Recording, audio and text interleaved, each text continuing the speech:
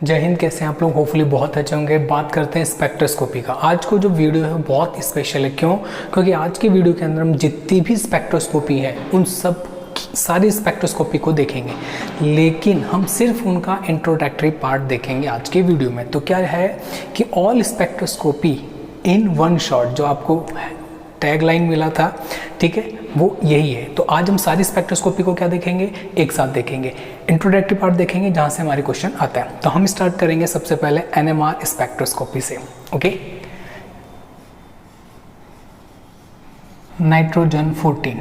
तो ये है एनएमआर के बारे में।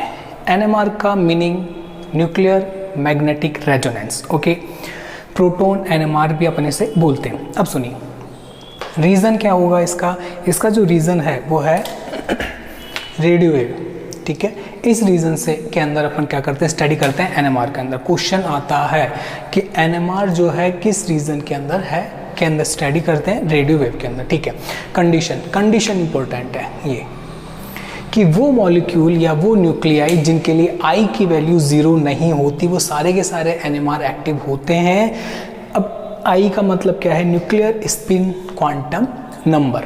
ठीक है, अब सुनिए एक टेबल आपके सामने है। ठीक है, यहाँ पे हम क्या करेंगे, आई की जो वैल्यू है वो हम देखेंगे कि किन किन कंडीशन में क्या होती है। P for proton, N for neutron. At mass number क्या होता है, प्रोटॉन प्लस न्यूट्रॉन। आई यहाँ पे क्या है, न्यूक्लियर स्पिन क्वांटम नंबर। और ये एग्जाम्पल्स देखिए, अगर प्रोटॉन इवन है और न्यूट्रॉन भी इवन है तो ऑब्वियस सी बात है इनका जो सम होगा वो भी कैसा होगा, इवन होगा। इस कंडीशन में आई हमेशा 0 होगा। यानी न्यूट्रॉन और प्रोटॉन अगर आपको किसी न्यूक्लियाई के अंदर कैसे मिलते हैं, इवन नंबर के अंदर मिलते हैं, तो इसका मतलब आंख बंद करके बोल दीजिए वो एनएमआर इनएक्टिव है, वो एनएमआर नहीं देगा। ठीक है, अब कौन कौन एनएमआर नहीं देंगे ये आपके एग्जाम्पल है। कार्बन, ये इंपॉर्टेंट है, ध्यान रखिएगा। कार्बन 12। अगर मैं आपसे क्वेश्चन करूं, सिंपल सा क्वेश्चन कि एथेन के अंदर कितने एनएमआर पीक देगा, ये एथेन जो है कितने एनएमआर पीक देगा, तो हम क्या करते हैं, केमिकल इन्वायरमेंट चेक करते हैं। ठीक है, इसके अंदर सिर्फ हाइड्रोजन इन्वॉल्व होगा, क्योंकि देखिए क्या है, हाइड्रोजन के लिए आई की वैल्यू 0 नहीं है, तो कार्बन जो है यहाँ पर एनएमआर शो नहीं करेगा, कार्बन की कोई पीक नहीं आएगी। ठीक है, अंडरस्टूड। ठीक है, अब सुनिए ये तो एग्जाम्पल्स है जो मैंने बोला। कार्बन तो इंपॉर्टेंट है ही, इसके साथ में ऑक्सीजन, सल्फर और नियोन जो है ये भी एनएमआर इनएक्टिव होते हैं। क्वेश्चन कैसे आ जाएगा, क्वेश्चन आ जाएगा कि which of the following is not NMR active. ठीक है, तो क्या करेगा वो, हाइड्रोजन दे देगा, फ्लोरीन 19 दे देगा, एक कार्बन दे दिया यहाँ से, हाइड्रोजन, ठीक है, ये दे दिया। तो अब आपसे पूछ लेगा वो कि बताइए कि ये ड्यूटेरियम है। ठीक है, अब बताइए कौन सा ये एनएमआर शो करेगा, जिसकी आई की वैल्यू 0 होगी वही क्या शो करेगा, वो शो नहीं करेगा एनएमआर स्पेक्ट्रोस्कोपी। ओके, नेक्स्ट यहाँ देखिए, इवन ऑड को अगर मैं जब ऐड करूँगा तो मेरे को क्या मिलेगा, ऑड। फॉर एग्जांपल मान लीजिए प्रोटॉन है 1 और न्यूट्रॉन है 2, सॉरी इवन है तो हम ले लेते हैं 2, प्रोटॉन इज 2, न्यूट्रॉन इज 1। दोनों को जब मैं ऐड करूँगा 2 + 1 कितना हो गया, 3, ऑड आ गया। नीचे वाला एग्जांपल पे आते हैं। मान लीजिए प्रोटॉन मेरे पास में है ओड नंबर, यानी 3 मान लेता हूँ मैं, और ये है इवन 2, तो दोनों को 3 और 2 को मैंने सम किया तो क्या आया, बिल्कुल ऑड नंबर आया। तो ऑड नंबर के अंदर आपकी आई की वैल्यू क्या हो जाएगी, ये हाफ, 3/2, 5/2। और इनके एग्जाम्पल आपके सामने, कोई भी एग्जाम्पल डिस्कस करते हैं। देखिए ये वाला एग्जाम्पल है, चलो इसका एटॉमिक नंबर कितना होता है, 7। तो ये देखिए प्रोटॉन कितना हो गया, 7। ठीक है, प्रोटॉन कितना हो गया, 7। ओके, अब 15 में से मैं 7 माइनस करता हूँ, 15 - 7 कितना आ गया, 8। ठीक है, तो 8 क्या हो गया आपके न्यूट्रॉन। ठीक है, तो ऑड नंबर में तो अपने आ गया 7, यहाँ पे कितना आ गया, 8। इन दोनों को जब मैं ऐड किया तो कितना निकल के आ गया, 15। तो ये एग्जाम्पल है हमारा इसका, तो हम इसको ऐसे देखेंगे। नेक्स्ट देखिए क्या है, नेक्स्ट, प्रोटॉन और न्यूट्रॉन की वैल्यू अगर दोनों की ऑड नंबर में है तो ऑब्वियस सी बात है इनका जो सम होगा वो क्या होगा, इवन नंबर होगा। फॉर एग्जांपल मैंने 1 लिया यहाँ पे भी 1 लिया, 1 क्या है, ऑड नंबर है, दोनों को मैं सम करूँगा तो क्या आएगा, ऐड आएगा तो क्या आएगा, इवन नंबर के अंदर आएगा। इवन नंबर के अंदर जब भी आएगा आपके तो इसकी जो वैल्यू रहेगी 1, 2 और 3 रहेगी, ये लीजिए। तो ये जो है हमारे कुछ एग्जाम्पल हैं, ठीक है। ये तो है हमारा NMR के बारे में। ESR स्पेक्ट्रोस्कोपी की तरफ चलते हैं। इसका फुल फॉर्म है इलेक्ट्रॉन स्पिन रेजोनेंस। वो कभी फुल फॉर्म नहीं पूछेगा आपसे, फिर क्या पूछेगा, वो पूछेगा कि इलेक्ट्रॉन स्पिन रेजोनेंस किस रीजन में आता है, तो आप क्या बोलेंगे, माइक्रोवेव रीजन के अंदर। आंसर क्या है, माइक्रोवेव रीजन, ठीक है। कंडीशन क्या है, तो those atoms, ions, molecules, compounds, यानी जो भी है XYZ जो भी है, उनके पास में क्या होना चाहिए, अनपेयर इलेक्ट्रॉन होना चाहिए। क्या होना चाहिए, अनपेयर इलेक्ट्रॉन। कम से कम एक तो होना ही चाहिए, 2 हो चल जाएगा, 3, 4, 5 बहुत सारे हो, कोई प्रॉब्लम नहीं हो। तो ESR वो कंपाउंड देंगे जिनके पास में अनपेयर इलेक्ट्रॉन होते हैं। अब आप अपनी केमिस्ट्री लगाइए, कोई भी एग्जाम्पल दे वो, कोई भी एग्जाम्पल, तो उसमें आपको सिर्फ क्या देखना है, अनपेयर इलेक्ट्रॉन। एग्जाम्पल देखिए, हाइड्रोजन रेडिकल दे दिया इसने, मिथाइल रेडिकल दे दिया, सोडियम दे दिया, जो भी XYZ उसने दे दिया। अब एग्जाम्पल नहीं देखेंगे हम, क्यों, अब हमें कॉन्सेप्ट पता चल गया। हमें तो सिर्फ अब आपको क्या देखना है कि किसी भी कंपाउंड के अंदर अगर क्या है, अनपेयर इलेक्ट्रॉन है, तो हम क्या बोल देंगे कि वो कंपाउंड क्या देगा, ESR देगा। जैसे मान लीजिए मैंने मन से ही कोई कंपाउंड बना लिया, जैसे इधर आइए, ये कंपाउंड मैंने बना लिया और मैं देखना चाहता हूँ कि ये ESR देगा या नहीं देगा। तो देखिए आयरन पे कितना चार्ज है, +2, Fe+2। तो देखिए क्या है, 26 का एटॉमिक नंबर होता है, तो इलेक्ट्रॉनिक कॉन्फ़िगरेशन क्या हो गया, 3d6 4s0, किसका, Fe+2 का। तो इसके अंदर 6 आउटर शेल में कितने इलेक्ट्रॉन हो गए, 6 इलेक्ट्रॉन हमें फिल करने हैं। तो आइए, ऑक्टाहाइड्रल कॉम्प्लेक्स है हमारा, इलेक्ट्रॉन फिल कर रहा हूँ मैं, ठीक है, 6 इलेक्ट्रॉन। अब देखिए मैं हाई स्पिन, क्योंकि वीक लिगेंड है, 1 2 3 4 5 6, इसमें क्या अनपेयर इलेक्ट्रॉन है क्या, यस 4 अनपेयर इलेक्ट्रॉन है, 1 2 3 4, ESR शो करेगा। कितने भी एग्जाम्पल ले लो, अब हम एग्जाम्पल रटेंगे तो एक ही काम तो आएंगे ना, क्योंकि बहुत सारे एग्जाम्पल होगा, कॉन्सेप्ट हमारे समझ में आ गया। ESR वो देगा जिसमें अनपेयर इलेक्ट्रॉन प्रेजेंट होगा, that's set, finish. Next, microwave, जिसे अपन बोलते हैं रोटेशनल स्पेक्ट्रोस्कोपी, ये रोटेशनल के नाम से ज़्यादा फेमस है, लेकिन वो तो कुछ भी पूछ सकता है ना, हम उसकी गर्दन थोड़ी पकड़ेंगे तो कि आप हमसे यही पूछिए, नहीं ना। हाँ, तो देखिए रोटेशनल की किसके अंदर आता है, ये भी माइक्रोवेव के अंदर आता है, NMR माइक्रोवेव के अंदर, ESR माइक्रोवेव के अंदर, रोटेशनल या माइक्रोवेव तो माइक्रोवेव में है ही, ठीक है। नेक्स्ट देखिए क्या कंडीशन क्या है इसकी, कंडीशन ये है कि गैसियस मॉलिक्यूल होने चाहिए, पहली कंडीशन। गैसियस मॉलिक्यूल जिनमें कि क्या बोल रहा है, contain permanent dipole moment, permanent dipole moment होना चाहिए। समझना है क्या है कि वो गैसेस मॉलिक्यूल जिनके अंदर परमानेंट डाइपोल मोमेंट होता है वो रोटेशनल शो करते हैं या माइक्रोवेव शो करते हैं, ठीक है। अब सुनिए, जैसे कि CO, तो इसका परमानेंट डाइपोल मोमेंट हो गया, ठीक है।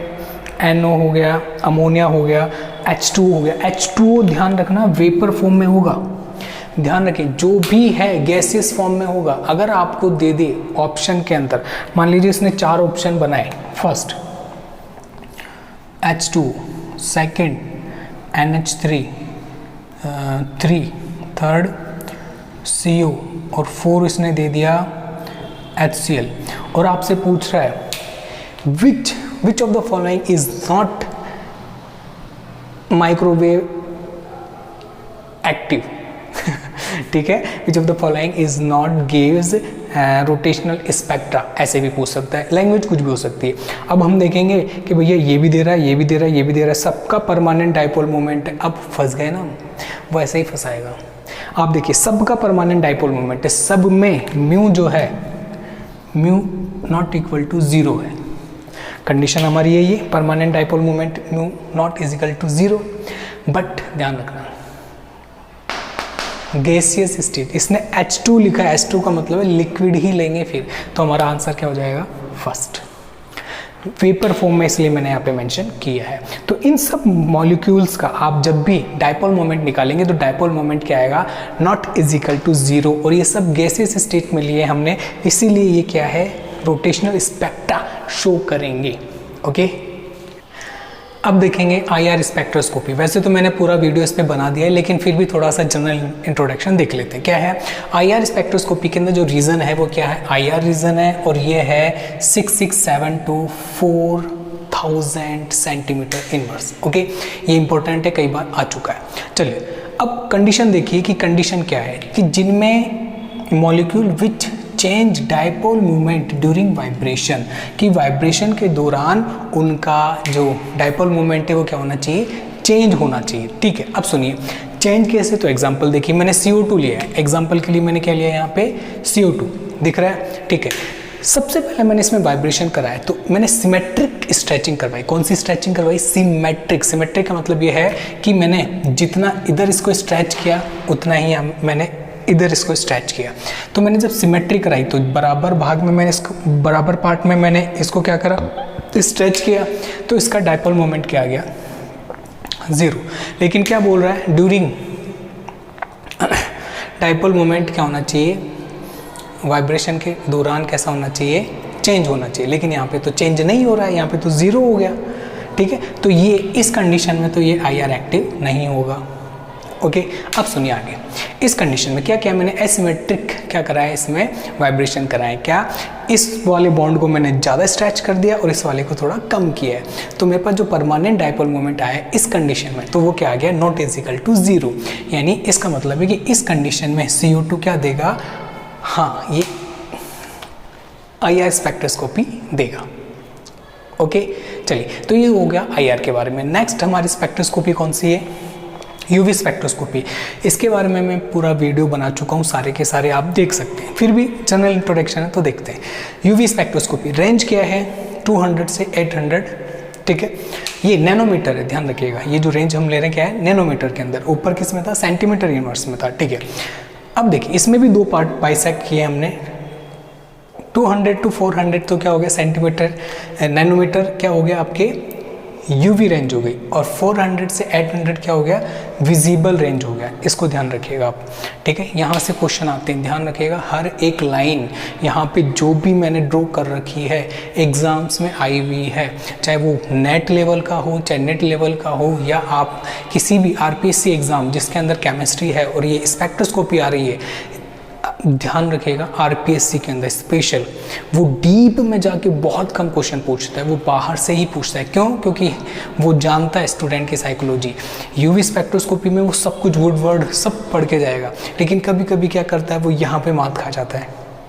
ठीक है, तो वो ऐसे ही क्वेश्चन करेगा, हमें मात नहीं खानी, हम हर क्वेश्चन को छक्का मार के आएंगे। ठीक है, देखिए यूवी रेंज और विजिबल रेंज। अब बात करते हैं कि यूवी स्पेक्ट्रोस्कोपी कौन से कंपाउंड देंगे, तो इन शॉर्ट दिमाग में डाल लीजिए, जिनमें डबल बॉन्ड है वो देंगे ही देंगे यूवी स्पेक्ट्रोस्कोपी। एग्जाम्पल पे आते हैं, देखिए यहाँ पे मैंने बोला है कि जिनमें ये ट्रांजिशन होते हैं, pi to pi star transition या N to pi star transition, इन कंपाउंड्स में डबल बॉन्ड आपको मिलेंगे ही। जैसे एग्जांपल के लिए मैंने एल्कीन लिया है और क्या लिया है, बेंजीन।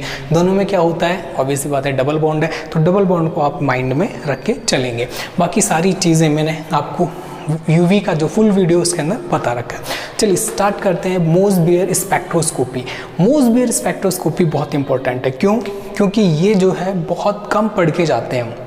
हाँ, हम ज़्यादा फोकस इन बड़ी बड़ी स्पेक्ट्रोस्कोपी पे देते हैं, इस पर बहुत कम फोकस करते हैं, तो वो यहीं इसी का क्या करता, फ़ायदा उठाता है और हमसे जनरल क्वेश्चन पूछ लेता है। क्या मोसबियर स्पेक्ट्रोस्कोपी का रीज़न क्या है, गामा रेज, ये हाईएस्ट एनर्जी होती है इसकी। जब मैंने आपको इंट्रोडक्टरी पार्ट बनाया था स्पेक्ट्रोस्कोपी का, उसमें बताया था कि जितने भी NMR, micro, IR, visible, UV, X ray और गामा रेज, तो इनमें सबसे ज़्यादा एनर्जी किसकी होती है, गामा रेज की। तो इस तरह की स्पेक्ट्रोस्कोपी जो है जब स्टडी करते हैं तो हम हमारी प्रिकॉशन का बहुत ध्यान रखते हैं। क्यों, क्योंकि जब आपने देखा होगा एक्सरे, आपने देखा होगा ना, जब लेते हैं तो एक्सरे लेने वाला साइड में खड़ा होता है एक बॉक्स में, वो अपने आप को एक्सरे से प्रोटेक्ट करके रखता है। तो ये तो गामा रेज हैं, तो इसमें तो और ज़्यादा प्रोटेक्शन हमें चाहिए होता है, ठीक है। तो मोसबियर जो है गामा रेज के रीजन में आता है। और सुनिए होता क्या है, कौन से कंपाउंड कब मोसबियर शो करेंगे, तो देखिए कब, जब भी कोई कंपाउंड, इसको मैंने क्या दिया, मान लीजिए ये कोई कंपाउंड है, इसको मैंने सनलाइट दी, सनलाइट ली तो ये करे ग्राउंड स्टेट से एक्साइटेड स्टेट में चला जाता है, यहाँ से ग्राउंड स्टेट से एक्साइटेड स्टेट में जा चुका है, अभी वापस ग्राउंड स्टेट में तो आएगा ना ठीक है, तो वापस आएगा। अब सुनिए, देखिए मान लीजिए हमारी जेब में पैसे हैं, हम मूवी देखने चले गए, खूब पार्टी कर ली, लास्ट में घर पे तो आते ही है ना, वैसे ये भी क्या करेगा, ग्राउंड स्टेट से एक्साइटेड स्टेट में जाएगा और वापस अपनी ग्राउंड स्टेट में आएगा। उस टाइम ये कुछ रेडिएशन फोटोनिक फॉर्म में क्या करेगा, रिड्यूस करेगा, और ये जो है किस फॉर्म में रहेगी, हमारी गामा रेस के फॉर्म में। इसका जो स्टडी होगा वो क्या होगा, मोसबियर स्पेक्ट्रोस्कोपी होगा। एग्जाम्पल या इसका यूज़ क्या है, तो देखिए टिन और आयरन, इनकी स्टडी के बारे में हमें क्या करते हैं, मोसबियर से पता लगता है। तो ये था ऑल अबाउट स्पेक्ट्रोस्कोपी, बेसिक बताया, इंट्रोडक्टरी पार्ट बताया हर एक का, मैंने पूरा नहीं बताया, ठीक है। तो कोई भी प्रॉब्लम हो आप कमेंट कर सकते हैं, हंसते रहिए, मुस्कुराते रहिए। जय हिंद।